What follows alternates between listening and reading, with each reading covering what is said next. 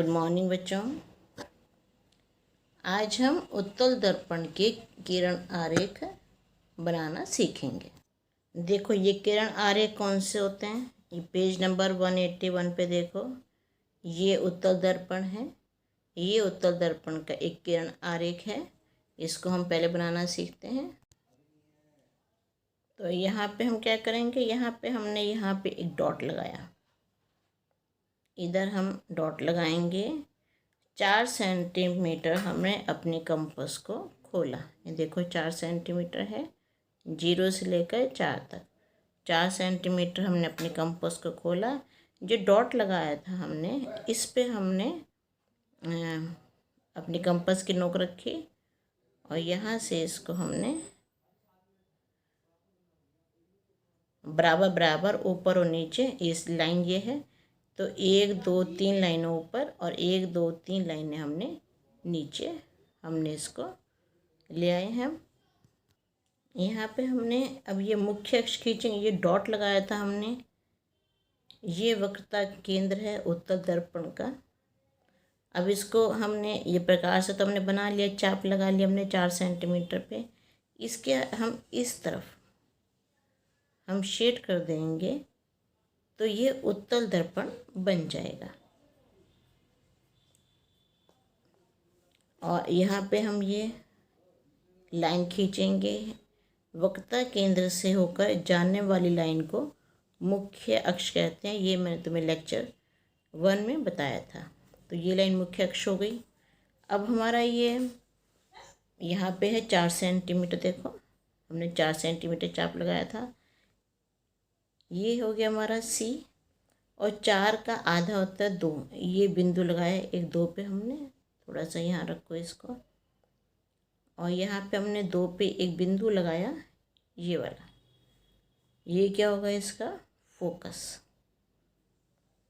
ये हो जाएगा इसका फोकस।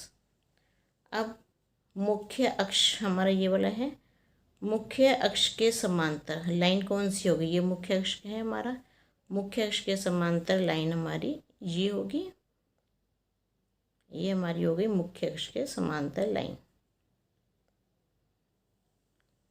ये सिंगल लाइन खींचेंगे, थोड़ा डार्क खींचेंगे, पेंसिल की नोक आपकी शॉर्प होनी चाहिए। मुख्य अक्ष के समांतर आने वाली किरण, अगर इस पे हम ऐसे एरो लगा देंगे तो ये किरण बन जाएगी। ये यहाँ से परावर्तित, ये यहाँ से उत्तल दर्पण से परावर्तित होकर किधर जाएगी, ऐसे ऊपर की तरफ चल जाएगी और ऐसा लगेगा कि ये पीछे फोकस से आ रही है। यहाँ पे हम डैश डैश डैश हम लगाएंगे। अब क्योंकि ये मुख्य अक्ष के समांतर आ रही है और इसके बाद इधर की तरफ चली जाएगी, और यहाँ से C से हम, जरूरत तो नहीं है बट आपकी बुक में बना हुआ है इसलिए बता रही हूँ, C से इस बिंदु को मिलाते हुए एक डैश डैश में आप लाइन खींच दोगे ये, और जो ये कोण होगा वो इस कोण के बराबर होगा, ये दोनों कोण हमारे बराबर होंगे।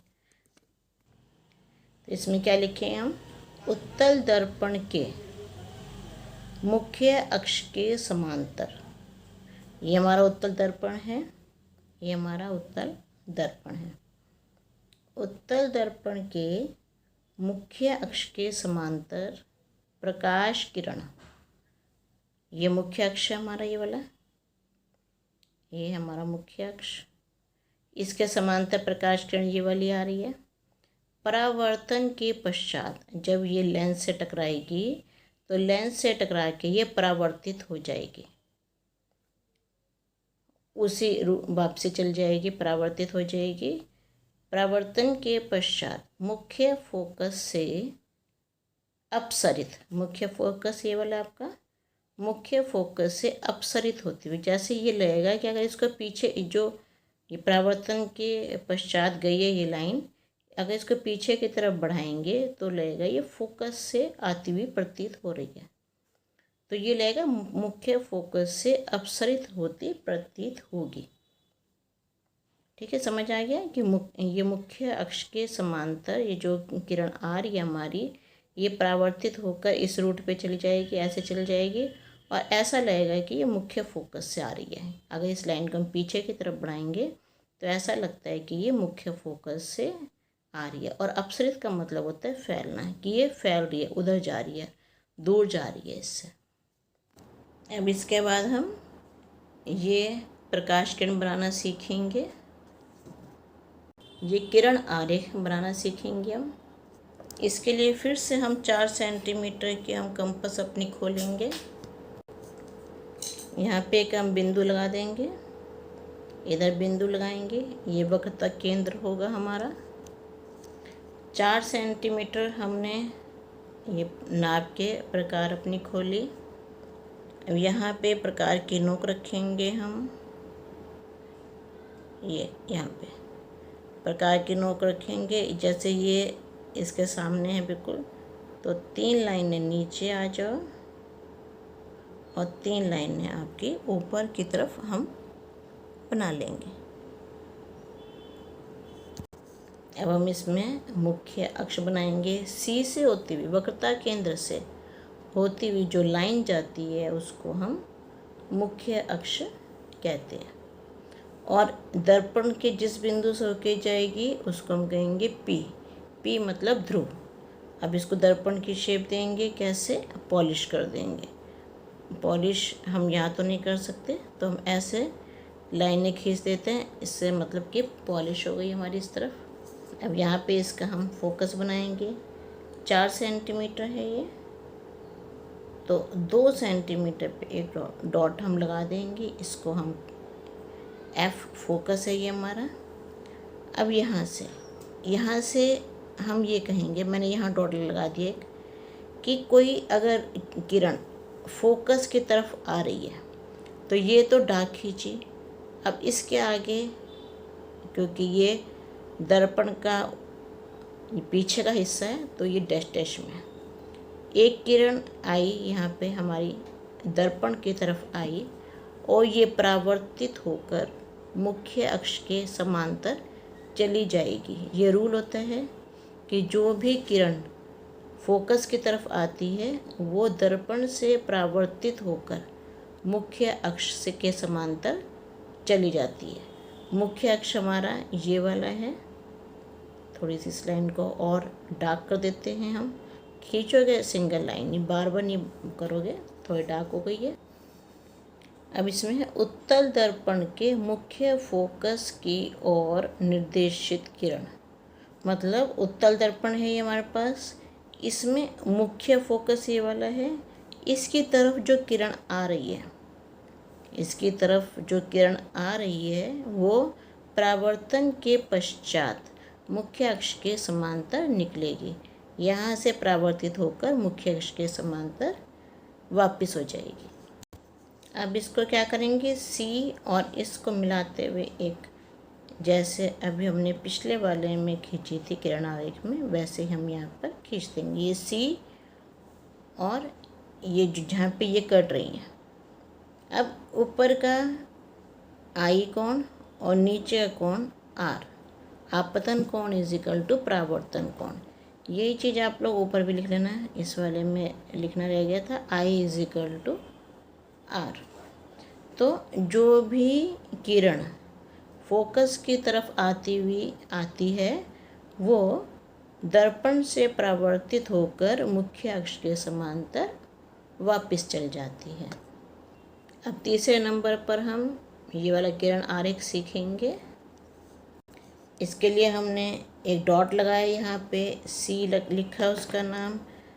कंपास में 4 सेंटीमीटर नापा हमने और सी पर हम कंपास रखेंगे और यहाँ पे हम ऐसे हम उत्तल दर्पण बना देंगे। ये चाप लगा रहे हैं, ऐसे एक चाप लगाई और इस चाप के अगर हम देखो जितनी ऊपर उतनी नीचे हो, 1 2 3 3.5 लाइनें ऊपर हैं, 1 2 ये तो कम हो गई हमारी, कोई बात नहीं, हम इसको थोड़ा सा आगे बढ़ा देते हैं। बराबर बराबर होनी चाहिए दोनों तरफ।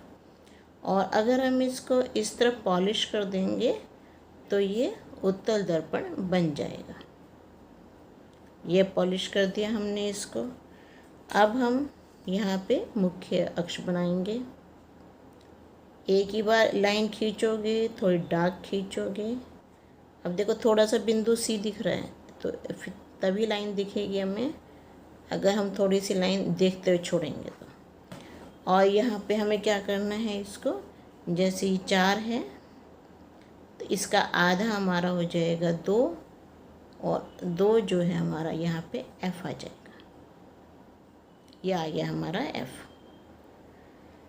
अब इसमें तीसरा रूल क्या है कि जो भी किरण वक्रता केंद्र की तरफ आएगी वो उसी रूट पे वापस चली जाती है।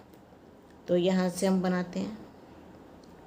मुख्य अक्ष तो बना दिया हमने। ये किरण एक आ रही है, ये दर्पण के पीछे के हिस्से में डैश डैश कर देंगे हम।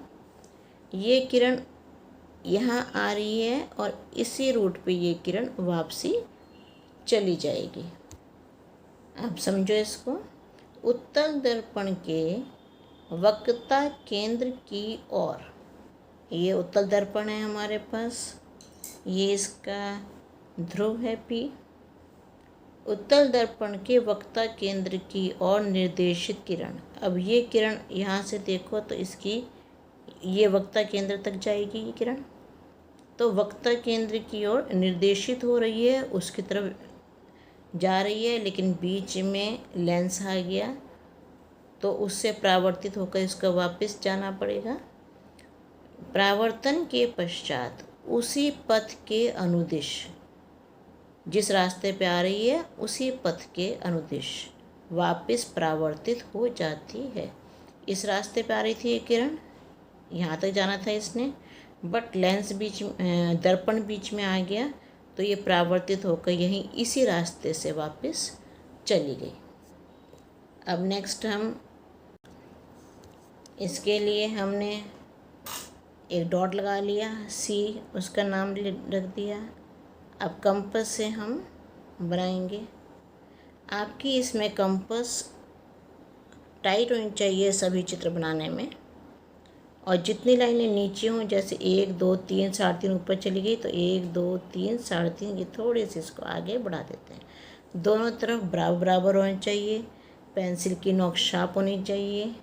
अभी हमने लगाई है चाप, और इसको दर्पण बनाने के लिए इसके एक तरफ हम पॉलिश कर देंगे। ये इसकी पॉलिश हो गई। अब ये वक्रता केंद्र है, मुख्य अक्ष बनाएंगे हम इसका। Single line, dark line single, बार बार नहीं खींचनी, टेढ़ी मेढ़ी नहीं होनी चाहिए। ये हो गया। हल्का सा डॉट दिखेगा तो लाइन सीधी आएगी हमारी, हल्की सी देखो लाइन मेरी दिख रही है। अब इसके आधे पे ये 4 सेंटीमीटर है हमारा,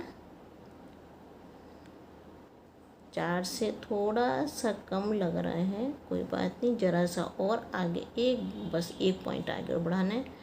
तो ये 2 पे इसका आ जाएगा फोकस, और ये P, ये है इसका ध्रुव।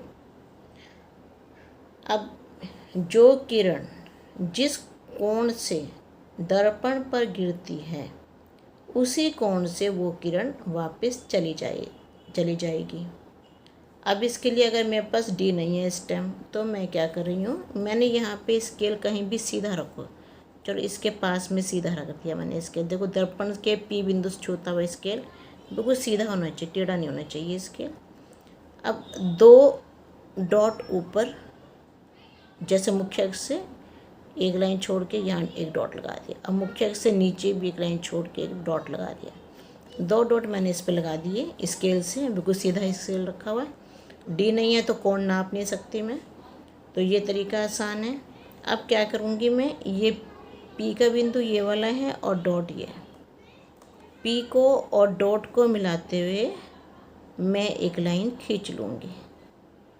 P और डॉट को मिलाते हुए एक लाइन में खींच लूँगी, ये खींच ली। ये किरण आ रही है, कोण बनाती हुई गिर रही है दर्पण पर, तो जितने कोण पे, जितना कोण ये वाला है उतना कोण नीचे बनना चाहिए। इसीलिए मैंने 2 डॉट लगा लिए कि मेरे पास D नहीं है, नाप सकती नहीं मैं, तो जितना ऊपर था उतना ही नीचे। अब इन दो बिंदुओं को मिलाते हुए लाइन नीचे की तरफ खींच दो, ये आ गई।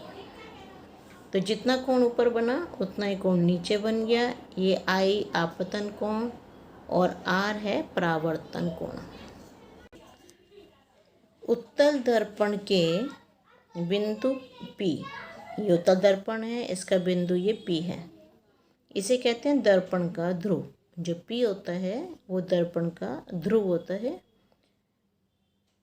P की ओर मुख्य अक्ष से तिर्यक दिशा में आपतित किरण, ये तिर्यक दिशा, ये मुख्य अक्ष है हमारा, तिर्यक दिशा में ये गिर रही है P पे, तिर्यक दिशा में ही परावर्तित होती है। ये इसके बाद तिर्यक दिशा में ही वापस चली जाएगी। तिर्यक दिशा में दर्पण से परावर्तित होकर तिर्यक दिशा में ही चली जाएगी। तो तिर्यक दिशा में जाए तो इसमें एरो इधर, क्योंकि इधर जा रही है तो एरो इधर की तरफ लगेगा।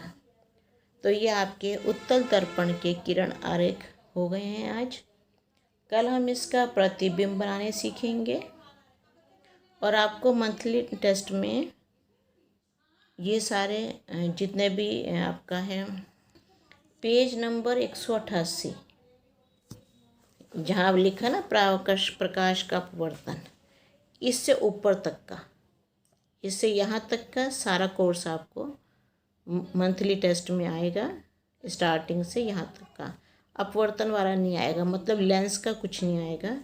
इससे पहले के आपके न्यूमेरिकल्स और जितने भी किरण आरेख हैं या प्रतिबिंब बनाना, ये सब आपको मंथली टेस्ट में आएगा।